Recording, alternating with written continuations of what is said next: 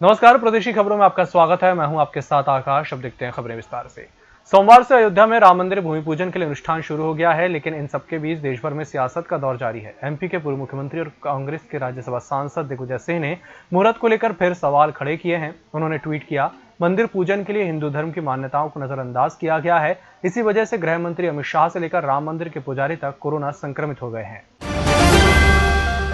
दिग्विजय के ट्वीट पर गृह मंत्री नरोत्तम मिश्रा का बड़ा बयान सामने आया है। मिश्रा ने कहा कि कमलनाथ जी सुंदरकांड करवा रहे हैं, दिग्विजय सिंह लंका कांड में बिजी हैं। इतिहास गवाह है, जब जब कोई धार्मिक काम या हवन होते हैं तो असुरी शक्ति विघ्न बाधा डालती है। कमोबेश उसी तरह की राजनीति है। जिस तरह से यह कर रहे हैं, भगवान उन्हें कभी माफ नहीं करेगा। इधर कमलनाथ जी सुंदरकांड करा रहे हैं, इधर दिग्विजय सिंह जी लंका कांड में बिजी। ये चाहते हैं कि उस तरफ बढ़ जाए। इतिहास गवाह है कि जब जब कोई धार्मिक काम यज्ञ हवन होते थे तब तब आसुरी शक्तियां विघ्न बाधा डालती हैं। कमोबेश उसी तरह की राजनीति है ये। जिस तरह से ये कर रहे हैं, मैं समझता हूं कि भगवान कभी उन्हें माफ करेगा नहीं। जिससे तुलना कर रहे हैं वो ट्वीट कर करके, वो भी तरीका ठीक नहीं।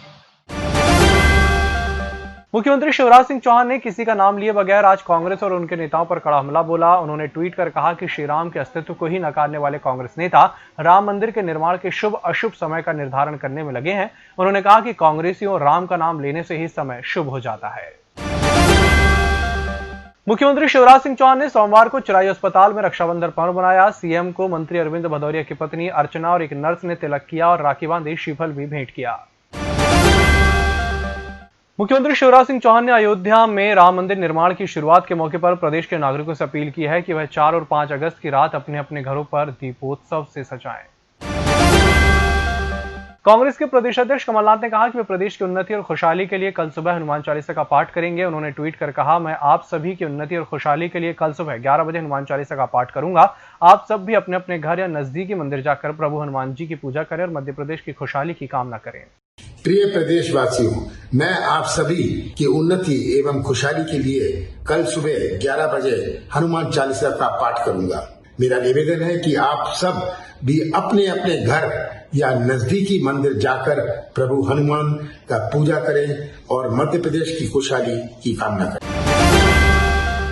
अयोध्या में भगवान राम के मंदिर निर्माण की भूमि पूजन को लेकर आज से अनुष्ठान शुरू हो गए। 5 अगस्त को मुख्य कार्यक्रम में पीएम नरेंद्र मोदी पहुंचेंगे और भूमि पूजन करेंगे।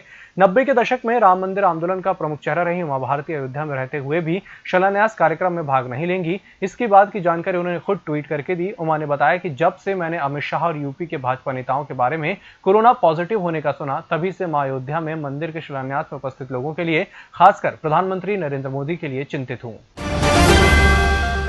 मुख्यमंत्री शिवराज सिंह चौहान ने प्रदेशवासियों से 4 अगस्त को रामोत्सव मनाने की अपील के बाद अध्यात्म विभाग ने प्रदेश के शासकीय मंदिरों में लाउडस्पीकर पर रामधुन, सुंदरकांड और दीप प्रज्वलन करने के आदेश जारी कर दिए हैं। अध्यात्म विभाग के उप सचिव किरण मिश्रा ने आदेश में कहा है कि इस दौरान मंदिरों में कोरोना गाइडलाइन का पालन होना जरूरी है।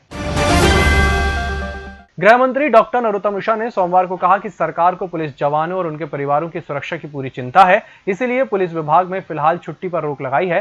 मिश्रा ने कहा कि सरकार की तरह से स्पष्ट करना चाहते हैं कि हमारे 588 जवान कोरोना संक्रमित हुए हैं। लगभग 2000 जवानों को क्वारंटीन किया गया है। गृह मंत्री ने कहा कि यदि पुलिस जवान अवकाश के समय अपने गृह जिला या परिवार से मिलने जाते हैं तो परिजन के भी कोरोना संक्रमण की चपेट में आने की आशंका बनी रहेगी। कोरोना वायरस संक्रमण की वजह से इंदौर शहर में लगे लॉकडाउन के बाद अब कल 4 अगस्त से सभी बाजार खोले जा सकते हैं। आज इंदौर सांसद शंकर लालवानी ने ट्वीट कर एक वीडियो मैसेज दिया, जिसमें कहा गया है कि इंदौर शहर के लोगों ने सबसे कठिन लॉकडाउन का पालन किया और कोरोना संक्रमण से लड़ाई लड़ी। उन्होंने कहा कि जनप्रतिनिधियों ने इंदौर जिला प्रशासन से शहर को पूरी तरह से खोलने के लिए कहा है। संभवतः मंगलवार से शहर के सभी बाजार खोल दिए जाएंगे। राजधानी भोपाल में कोरोना का कहर जारी है। टोटल लॉकडाउन के 10वें दिन सोमवार को 124 मामले भोपाल में आए। लगातार दूसरा दिन है जब भोपाल में संक्रमितों की संख्या में कमी आई है और पॉजिटिव केस 150 से नीचे आ गए हैं। इसके साथ ही भोपाल में संक्रमितों की संख्या बढ़कर 6963 हो गई है। मृतकों की संख्या में भी लगातार इजाफा हो रहा है। कोरोना के साल में शराब नीति में संशोधनों के साथ पुराने ठेके और शराब कारोबारियों को राहत देने के बिंदुओं पर चर्चा के लिए राज्य सरकार ने मंत्रिपरिषद समिति का गठन किया है।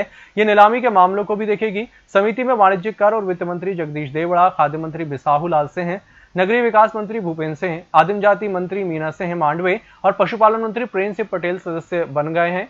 वाणिज्य कर विभाग के प्रमुख सचिव समिति के सचिव होंगे।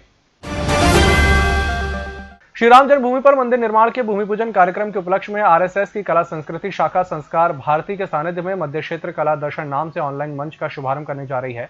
सोशल मीडिया पर प्रसारित होने वाला ये एक ऐसा मंच है जो मध्य प्रदेश, छत्तीसगढ़ के सभी विधाओं के कलाकारों को मंचन का अवसर देगा। इस मंच का शुभारंभ संस्कार भारती के राष्ट्रीय अध्यक्ष वासुदेव कामत की उपस्थिति में 4 अगस्त को ऑनलाइन होगा। ये प्रदर्शनी 4 और 5 अगस्त को चलेगी। इंदौर जिला प्रशासन ने कोरोना मरीजों की बढ़ती संख्या को देखते हुए मरीजों के उपचार के साथ ही अस्पतालों का दबाव कम करने के लिए नया मॉडल बनाया है। इसके तहत अब शहर के 28 ग्रीन अस्पतालों में करीब 500 बेड कोरोना मरीजों के लिए रिजर्व होंगे। 11 होटलों को भी क्वारंटीन सेंटर में बदला गया है। हालांकि यहां पर उपचार सशुल्क होगा। सुपर स्पेशलिटी अस्पताल भी कल से शुरू किए जा रहे हैं। यहां करीब 500 बेड उपलब्ध रहेंगे। जिला प्रशासन का मानना है कि रक्षाबंधन के बाद अगर मरीजों की संख्या में वृद्धि होती है तो पर्याप्त बेड उपलब्ध रहने से मुंबई जैसी बदइंतजामी हालात नहीं बन सकेंगे।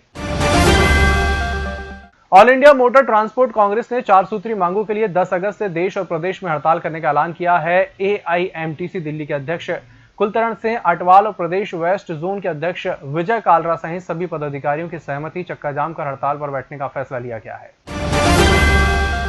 सावन का 5वां और आखिरी सोमवार होने के साथ ही रक्षाबंधन का त्योहार था। इस विशेष संयोग के चलते सोमवार को भस्म आरती में बाबा महाकाल को राखी बांधी गई। रक्षाबंधन पर पहली बार रंगीन कागजों का उपयोग कर कलात्मक सजावट भी की गई। कलाकारों ने गर्भगृह से लेकर नंदी ग्रह तक रंगीन कागजों की कलाकृतियां बनाकर यह सजावट की। एक तरफ जहां देश और प्रदेश में रक्षाबंधन का त्योहार मनाया जा रहा था, वहीं दूसरी ओर मध्य प्रदेश के नरसिंहपुर में एक सड़क हादसे में 4 लोगों की मौत हो गई। ट्रक पर बैठकर जबलपुर जा रही एक बहन का पूरा परिवार तेल से भरे कंटेनर में दब गया, जिसमें 4 लोगों की मौके पर ही मौत हो गई। केंद्र और शिवराज सरकार की उपलब्धियों को जनता तक पहुंचाने की तैयारी भाजपा ने की है, मगर उलझन यह है कि पार्टी को प्रतिष्ठित चेहरे नहीं मिल रहे हैं जिनके जरिए वे अपनी बात लोगों तक पहुंचा सके। पिछले दिनों भाजपा प्रदेश अध्यक्ष वीडी शर्मा ने जिलाध्यक्षों और पार्टी के पदाधिकारियों से वर्चुअल मीटिंग के दौरान केंद्र और राज्य सरकार की उपलब्धियों को सोशल मीडिया के माध्यम से जनता तक पहुंचाने की बात कही थी।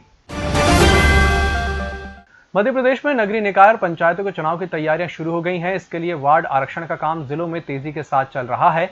बताया जा रहा है कि दिसंबर या जनवरी में ये चुनाव कराए जा सकते हैं। नगरीय निकाय चुनाव के लिए नगरपालिक विधि अधिनियम विधेयक भी लाया जा रहा था, लेकिन विधानसभा का मानसून सत्र स्थगित हो गया।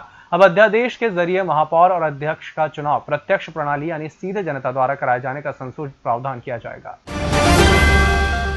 देवास जिले में बागड़ी थाना क्षेत्र में डहरिया नाले के रिप्टे पर मारुति वैन बहने से ड्राइवर समेत 2 लोगों की मौत हो गई। एक बच्चे ने कूदकर जान बचाई, जबकि 2 लोग लापता हैं। कार में 5 लोग सवार थे। मौके पर पुलिस रेस्क्यू ऑपरेशन चला रही है। और मानसून के जोरदार ढंग से पुनः सक्रिय होने के आसार बन गए हैं। बंगाल की खाड़ी में मंगलवार को एक कम दबाव का क्षेत्र बनने जा रहा है। मौसम वैज्ञानिकों के मुताबिक इन 3 सिस्टम के कारण मंगलवार से मध्य प्रदेश में अच्छी बरसात का दौर शुरू होने की संभावना है। बारिश का यह सिलसिला 3-4 दिन तक जारी रह सकता है। मौसम विज्ञान केंद्र के वरिष्ठ मौसम वैज्ञानिक अजय शुक्ला ने बताया कि बंगाल की खाड़ी में कम दबाव का क्षेत्र बनने की शुरुआत हो चुकी है। मंगलवार को सिस्टम के आगे बढ़ने की संभावना है। इस बुलेटिन में फिलहाल इतना ही। नमस्कार।